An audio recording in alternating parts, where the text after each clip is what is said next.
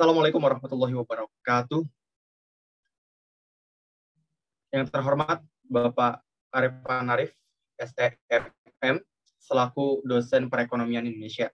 Di sini kami akan mempresentasikan tentang peran dan kiprah Indonesia dalam ekonomi global.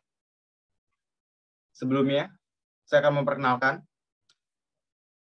saya Ahmad Zaki Gifari bersama rekan-rekan saya, yaitu Ahasbi Sultan Hasiro, Delia Hanifa, dan Valencia Dabora Simamora.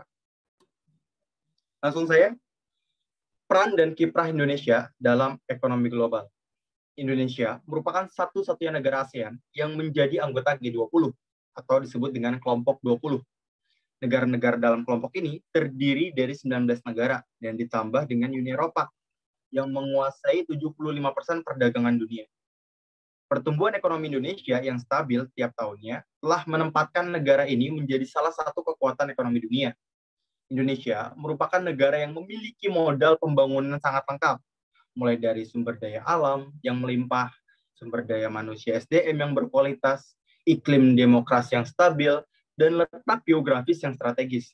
Indonesia sangat berperan besar dalam melakukan ekspansi atau perdagangan internasional di berbagai bidang seperti ekonomi. Karena pada dasarnya Indonesia sendiri merupakan negara dengan kekayaan sumber daya alam yang bermacam-macam yang dapat dimanfaatkan juga oleh negara lain. Maka dari itu, Indonesia memiliki peran yang sangat penting dalam perdagangan internasional. Peran Indonesia dalam kerjasama antar negara di bidang ekonomi. 1. Indonesia sebagai pelopor dan pendiri organisasi kerjasama ekonomi antar negara. Sebagai contoh, Indonesia bekerja sama dengan Malaysia, Brunei Darussalam, Singapura, Thailand, Filipina, menandatangani deklarasi Singapura sebagai tonggak berdirinya kawasan perdagangan bebas di Asia Tenggara yang disikat dengan AFTA. Kemudian, Indonesia bersama Amerika Serikat, Australia, Jepang, Malaysia, Selandia Baru, Brunei Darussalam, Singapura, Thailand, Filipina, Korea Selatan, dan Kanada ikut serta memprakarsai terbentuknya APEC pada tahun 1993. Indonesia juga memprakarsai hubungan perdagangan bilateral dengan beberapa negara seperti dengan Jepang, RRC, dan Rusia. Kedua, Indonesia sebagai anggota aktif berbagai organisasi kerjasama ekonomi antar negara. Sebagai contoh, aktif menghadiri setiap pertemuan dalam konversi APEC dan AFTA, mengikut sertakan menteri atau pejabat setingkat menteri dalam berbagai konversi kerjasama ekonomi, baik tingkat regional maupun internasional. Kemudian menyelenggarakan pertemuan tingkat menteri di bidang ekonomi dan perdagangan di Indonesia. Ketiga, Indonesia sebagai pelaku kerjasama ekonomi antar negara. Dapat dibuktikan dengan adanya kegiatan impor-ekspor yang dilakukan oleh Indonesia. Sebagai contoh, Indonesia mengekspor barang-barang dari kegiatan kehutanan, pertambangan, industri, dan bidang jasa. Kemudian akan dilanjutkan oleh rekan saya, yaitu Valencia Dabora. Kepada Valencia Dabora, saya persilakan. Bentuk-bentuk kerjasama perdagangan dan ekonomi antar wilayah dan regional yang diikuti oleh Indonesia. Kerjasama antar daerah atau wilayah, suatu kerangka hubungan kerja yang dilakukan oleh dua daerah atau lebih. Posisi yang setingkat dan seimbang untuk mencapai tujuan bersama, yaitu meningkatkan kesejahteraan rakyat. Dalam sebuah kerjasama, terdapat 3 unsur pokok yang harus ada, yaitu dua pihak atau lebih, interaksi, dan tujuan bersama. Unsur dua pihak atau lebih menggambarkan suatu himpunan kepentingan yang saling mempengaruhi sehingga terjadi interaksi untuk mewujudkan suatu tujuan bersama. Interaksi tidak bertujuan untuk pemenuhan kepentingan masing-masing pihak, tidak dapat dikatakan sebagai sebuah kerjasama. Kerjasama regional sendiri merupakan bentuk kerjasama yang dilakukan suatu negara yang berada di suatu wilayah maupun kawasan. Tujuan dari kerjasama regional adalah untuk menciptakan perdagangan yang bebas di negara yang berada di kawasan atau wilayah tertentu. Next. Ditinjau dari sisi ekonomi regional, manfaat dari kerjasama antar wilayah atau daerah, yaitu 1. Peningkatan kesejahteraan petani melalui kegiatan pasar lelang secara berkala. Keuntungan langsung yang diperoleh petani dari kegiatan ini dapat mencapai 50% total pendapatan dari perdagangan biasa.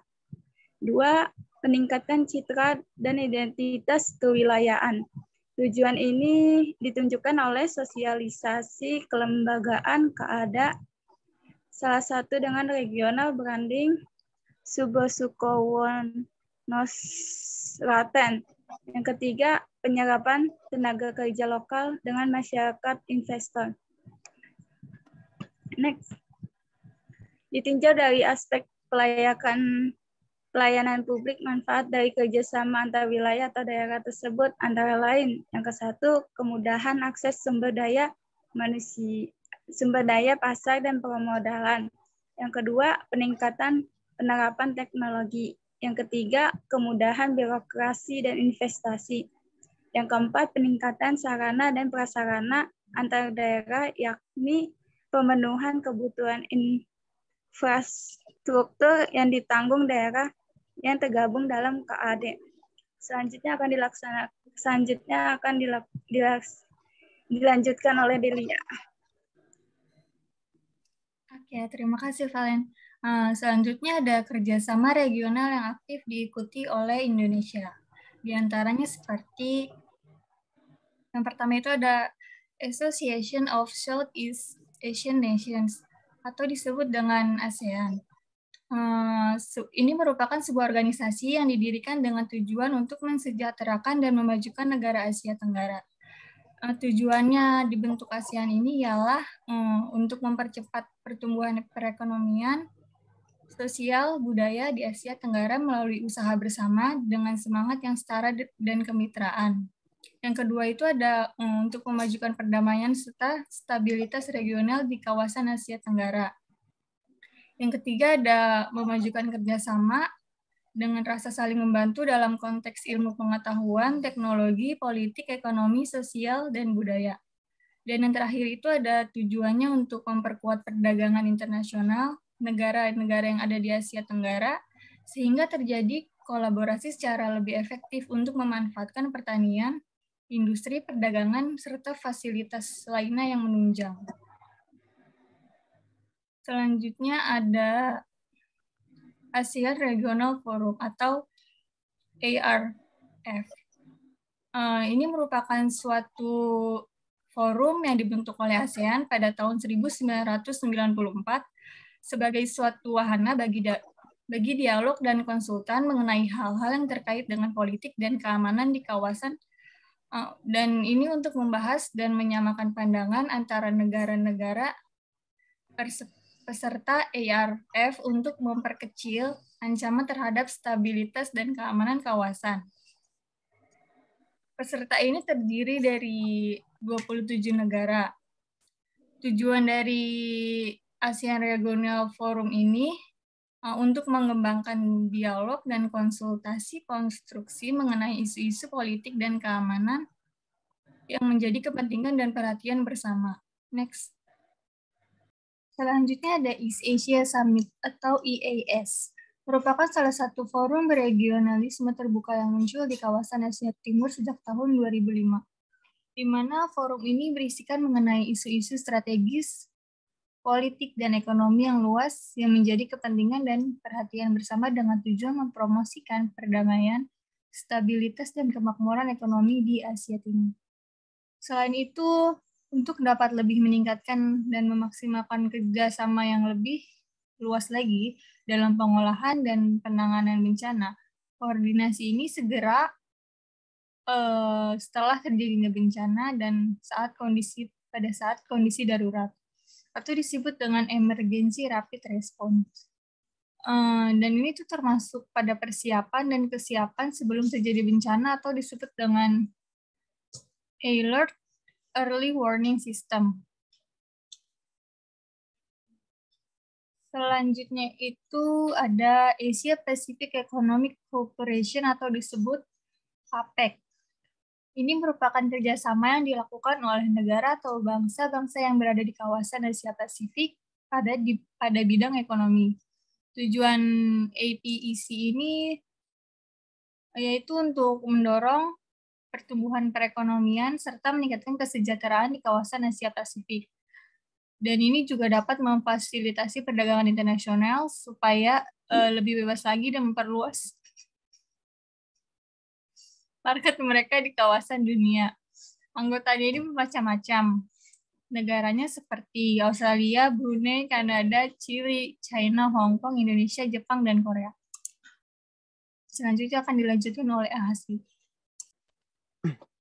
Baik, terima kasih Delia Hanifah. Saya akan membahas tentang tantangan dan hambatan perekonomian Indonesia di masa yang akan datang. Tujuan utama transformasi ekonomi Indonesia adalah untuk mencapai perekonomian yang lebih berdaya tinggi dan mampu membawa Indonesia menjadi negara yang berpenghasilan tinggi di masa depan. Sebagaimana dirancang oleh pemerintah, Indonesia memiliki cita-cita menjadi negara terbesar keempat di dunia secara ekonomi pada tahun 2045. Untuk mewujudkan hal tersebut, Indonesia harus didukung infrastruktur yang memadai, sumber daya yang berkualitas, mampu menyerap perkembangan teknologi yang cepat, tata ruang lahan yang baik, dan tentunya juga dukungan kebijakan dari sisi ekonomi, politik, dan hukum. Next. Beberapa tantangan tersebut membuat perhatian baik bagi pemerintah, pelaku sektor bisnis, maupun masyarakat luas. Pertama, ada resiko kenaikan inflasi, ada munculnya tren ekonomi digital, dan pembangunan sumber daya manusia yang mumpuni. Next. Tantangan ekonomi juga datang dari eksternal seperti pandemi COVID. APBN merupakan instrumen utama untuk merespon dampak pandemi. Dukungan pemulihan serta menjaga reformasi ke depan, terdapat 6 respon kebijakan yang dapat dilakukan.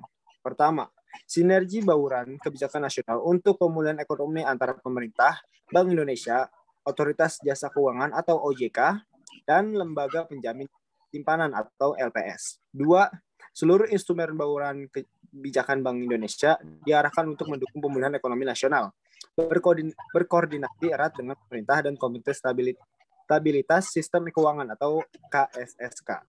Ketiga, digitalisasi sistem pembayaran untuk integrasi ekonomi dan keuangan digital untuk mengakselerasi pemulihan ekonomi, antara lain implementasi QRIS, elektronifikasi, BIFES, dan regulatory reform. Keempat, implementasi reformasi struktural sebagai strategi percepatan transisi menuju negara maju, baik dari sisi kualitas sumber daya manusia, produktivitas, serta pembangunan infrastruktur. Kelima, mendorong inklusi ekonomi dan keuangan melalui pemberdayaan ekonomi dan UMKM. Keenam, kebijakan keuangan hijau untuk sustainabilitas sebagai upaya untuk memitigasi risiko sistemik akibat perubahan iklim. Sekian dari kami kelompok 4, kurang lebihnya mohon maaf. Wassalamualaikum warahmatullahi wabarakatuh.